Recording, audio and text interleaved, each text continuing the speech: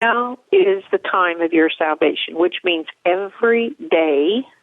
None of us know the hour or the day of our death, right? Yeah. Every day. Every day. So now is the time that we have to live our life and live it well. And to live as Jesus said to live, and that's to live in love. It's so simple. Do whatever you do in love. And a good friend, my daughter-in-law, posted on Facebook because all of her children were gone this year for the first time, and she said, "I hate Christmas," and posted that on Facebook. And I came back with, "Yeah, I understand. Only hate's not the word I would use. I would just go yuck, because to me Christmas has gotten to be kind of yuck too, because there's too much world into Christmas." Anyhow, and then I said something to her about, but you know what? If there's things going wrong in my life, I cannot blame it on anybody, but, I have to look at my own life. I can't blame it on others. And that's what 9 months of being sick and ill has made me look at what am I doing that's, contributing to the cause of being sick and ill.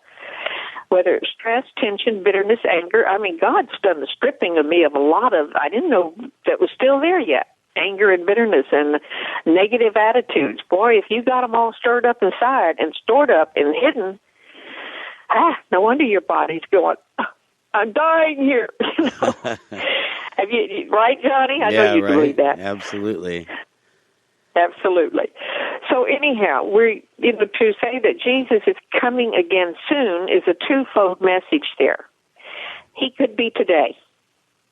Obviously, this is true because take a look every day of who's gone up in another cloud, like Airplane Air Asia went down in a cloud. And all these people went home. But the other is the fact that we do need to look at the fact that it's sometime, somewhere in the future, this is going to happen. But if you don't believe in the Bible, and if you don't believe in God, then nothing I can say to you about Jesus coming again and be prepared or prepare you the way of the Lord, you're just going to go on that. But I do have something I can say to you, like I said to my daughter, my daughter-in-law. She says, "I'm not a religious person, and I'll never be a religious person." Now, maybe she was talking about church religion. But I came back to her and I said, "Never say never. You are a person that's a loving, caring, deeply person. You love deeply. And if you love, then God is in you. And therefore, you are connected to Him." Yeah. Yeah. Now, when we first started this first show number 1, that's been the message that has started back on show number 1, was from 1 John. And it's in this chapter, in fact, 1 John 2. But God is love, and if you live in love, God lives in you. I'm pretty sure, I'm looking for it to make sure it's in 1 John chapter 2. It might be in 1 John chapter 3. I think it might be. Hold on. I'm looking here. But it's here. Somewhat, yeah. Here in chapter 3 it says, "If someone who has a worldly means sees a brother in need and refuses him compassion, how can the love of God remain in him? So children, let us love not in word or speech, but in deed, in truth." But that is the essence of all of our life. God is love, and if we live in love, God lives in us. So if you do not believe in God, and if you do not believe in anything else concerning God, in fact, if all you have is anger and bitterness and hate, and your hurt is so bad inside that, that's like one of the girls on Left Behind. Her hurt was so bad. And in the other movie, too, that they didn't want to have a thing to do with God because of the hurt of the past. And but whether or not you believe in God, I know one thing everybody in this world believes in, and that is love. We all believe in love. And I got to thinking about it. And it's not just, mankind was the only one that got free will. But even the animals, the fish in the sea, the birds in the air, and the animals on this earth, they have this nature of caring and compassion and taking care of their children. Right? Yeah, absolutely. And some of them even mate for life. And if you lose that mate, they will grieve over that mate. These are animals I'm talking about, and birds. The geese will mate for life. Barn swallows mate for life. There was this beautiful thing of a barn swallow that accidentally was hit in the street, and how its mate tried and tried to bring it back and to make it better. It was so sad. But, God put within each and every one of His creations the ability to survive, to produce, and to keep going. And that's what we have within our human nature, is His love. For without love, what do we have, John? Oh, we don't have anything, really. No. Yeah.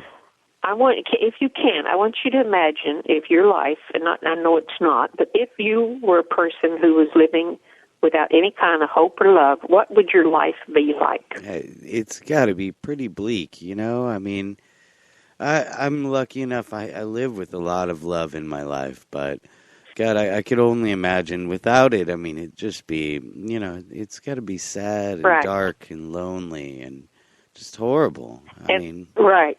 And already there are these people who have this very kind of life. They're sad, they're depressed, they're in a darkness that just seems they can't overcome. And no matter what they try to get happy again, no matter what they try to find peace, to find joy, the answer does not lie in anything that they can do other than the one thing that will bring them to that inner peace. And that word came to us today. In me, I have told you these things so that in me you will find the peace you want. And you will have troubles in this world, but I have overcome the world. So there is only one answer and only one hope for your problems of total misery and total despair and total what's wrong with me. Like one of the characters in that movie, Calvary, was as rich as he could be and unhappy, alcoholic, and just on life. And we know a lot of people like that. No matter how much money they have, they're not happy. No matter how much fame they have, they're not happy. And it's tragic that they don't know the answer to where to find peace, to where to find joy. Or if you try to tell them what the answer is, their answer is, go to hell. I don't want to hear it. Right? Yeah. But that's because of the fact that people who live in the darkness hate the light, because the light exposes them to who they are, and they don't want to see this ugly person that they are. There's that pride element within all of us that we don't want to know that we've done something wrong, or that we got problems, that that we're not perfect. That's that pride within us, and it's within all of us, not just the people in the dark. The people in the light have to deal with this too. We don't want to always acknowledge the fact that, oh, really? I'm still doing something here, Lord? Oh, my. And that's what 9 months of sickness has done for me, is revealing more and more to me the little things that I was still hanging on to. Like one of the messages given over the past year several times was, do not have idols in your life. And an idol can be many things. It's anything that's just so important to you just don't want to give it up, even though it may not be good for you. It's not a graven image. It's an idol that's so important, whether it's a show business figure or whether it's your job or what. We've talked about these things, what an idol is. So here again, God is telling us once more that God is love. If you live in love, I live in you. Now, I'm going to say one more thing so that I can give you all a heads up. If Jesus is coming again soon, we're seeing all kinds of signs. And you may go, yeah, but we've had this before. Here's one you will not have before. And you can Google this, Johnny. Okay. A lady appeared in 1969 to 3 children in Garabandal, Garandal, Garabandal, Spain. And she appeared to them. Yeah, there we go. Got it? Yeah. Gar, you find it? Yeah. Garabandal, Spain. Yeah. And she appeared to these 3 children, and they got pictures. A lot of pictures with what these children were looking like when they were seeing her, and they were in rapture, so to speak. They would be, instead of walking, they would be flying across the ground, going, it was really amazing, all the details of, yes, this is something going on here. Well, she gives a message that says there will be a warning, and there will be a great miracle after the warning. And she gave some details as to when the warning is going to come. If I'm remembering right, and I may have to go look this up myself right quick, but the warning she said that something is going to happen in the sky. I'm going to look this up myself, Garandal, so that Garabandal prophecies, yeah. Here's one this morning. Okay, but anyhow, something's going to happen in the sky that will not cause destruction, and it's going to be seen all over the world. So thanks to modern miracle of TV and stuff, we got that.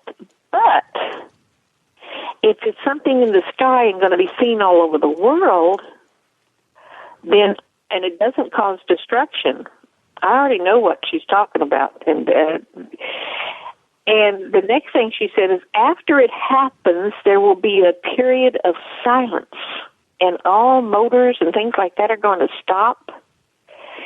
And to me, that will be a time, and you can watch for this, and if it happens, then you know that, hey, you better be paying attention.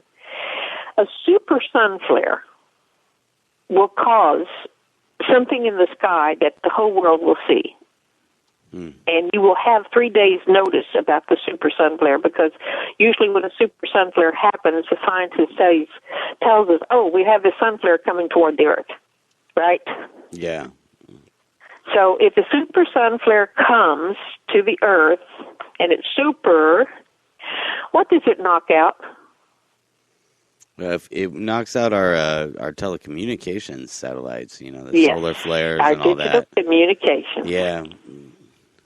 So there will be a period of silence, and there will be a time where everybody will have this time for a moment of conversion, is what she talks about afterwards. That during this period of time, silence, everybody's going to know that, you will have a special inner grace coming in to prompt you to give your heart to God and recognize that there is a God. So, if this happens, if something in the future, in the near future, and it's going to be in the near future, do you know that in 2017, 100 years ago, Our Lady of Fatima appeared? In 2017 will be the 100-year anniversary. And not everybody knows the story of Our Lady of Fatima, but again, if you go Google it, you will see the story of the sun. She promised that there will be a sign given that everybody will know that it is true what's happening with these children, that she was appearing to 3 children again. And everybody came that day, pouring down rain. There's 10,000 people that witnessed this, over 10,000 people pouring down rain. And they came up to the mountain where she was going to appear. And after she appeared, the sun started to fall. And everybody, they thought it's falling, and they realized it was falling. It was getting close to the earth, and then it stopped. And when it stopped, everything was dry. All of the people were dry, all of the land was dry, etc.